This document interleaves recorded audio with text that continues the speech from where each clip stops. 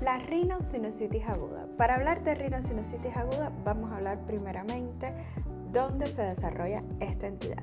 Y no es más que en los senos paranasales, que son orificios que están cercanos a la cavidad nasal, con los cuales nacemos neumatizados desde el momento del nacimiento, específicamente los senos maxilares y etmoidales. Y no es hasta los 5 o 8 años que tenemos entonces la neumatización de los senos frontales y esfenoidales.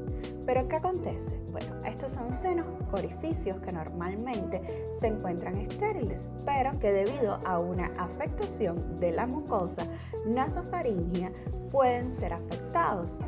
Y por eso se le conoce con el término de rinosinusitis aguda. ¿Qué acontece con esto?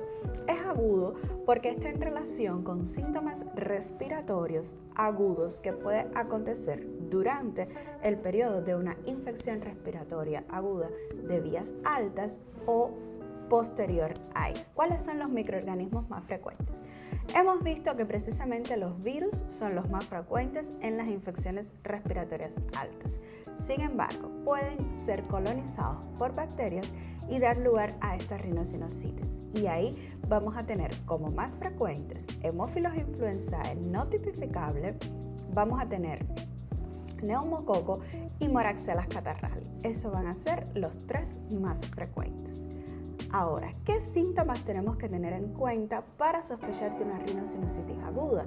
Teniendo en cuenta que el diagnóstico va a ser clínico en la mayoría de los casos, sobre todo en los niños más pequeños. Vamos a ver que estos niños van a tener los síntomas respiratorios habituales, obstrucción nasal, secreciones nasales, abundantes estornudos, puede llegar a tener tos, es una sintomatología que no mejora o que no evoluciona como realmente nosotros esperamos, y también va a estar asociado a dolor que los niños más grandes van a identificar la posición anatómica de estos senos paranasales y que en los niños más pequeños vamos a identificar como irritabilidad, insomnio e incluso llega a imposibilitar la alimentación de estos niños más pequeños.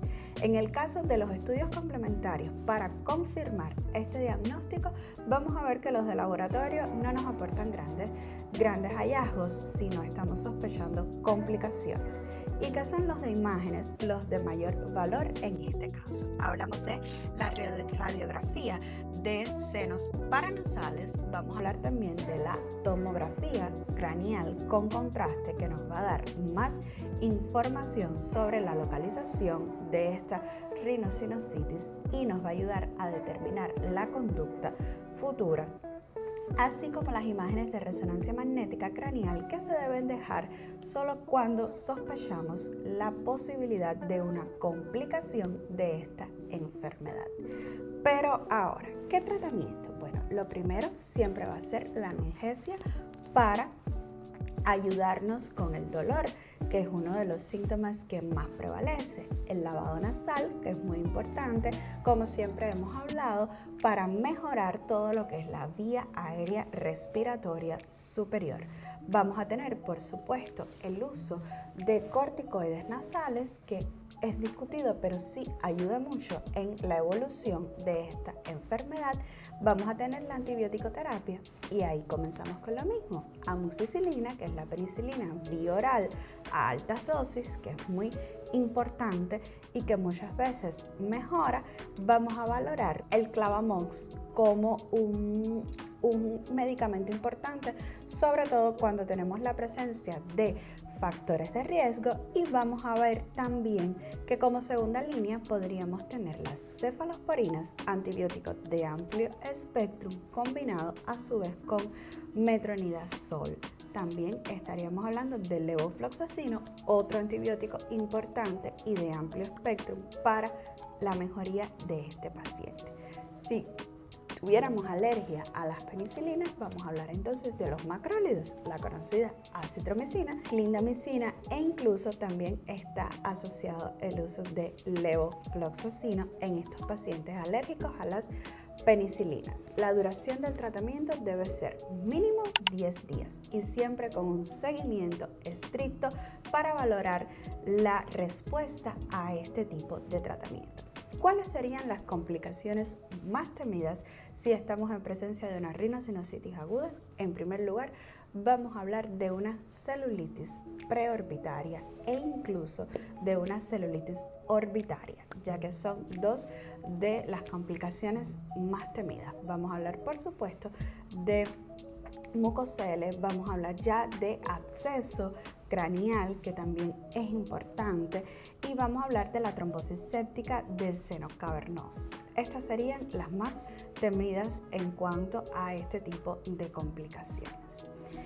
¿Cuáles son los criterios de ingreso? Bueno, los criterios de ingreso, vamos a ver el estado del paciente, que es muy importante, que mantenga un estado general acorde con la enfermedad. Si ya estamos sospechando de que este estado general está deteriorado, de que estamos camino a una sepsis, sí es importante que estos pacientes deben ser hospitalizados. En segundo lugar, vamos a ver un fracaso a la terapéutica que indicamos inicialmente y que no funcionó, que muchas veces puede acontecer esto y es importante a tener en cuenta, y por supuesto si sospechamos de alguna complicación. Hasta aquí es todo. La rinosinusitis aguda es también una complicación a tener en cuenta después de un proceso respiratorio agudo. Por lo que, si les gustó y fue útil este video, déjanos un like para tener ese feedback que necesitamos. Pero si continúas interesado en nuestro canal y quieres recibir más actualizaciones sobre el cuidado de nuestros pequeños, por favor, suscríbete.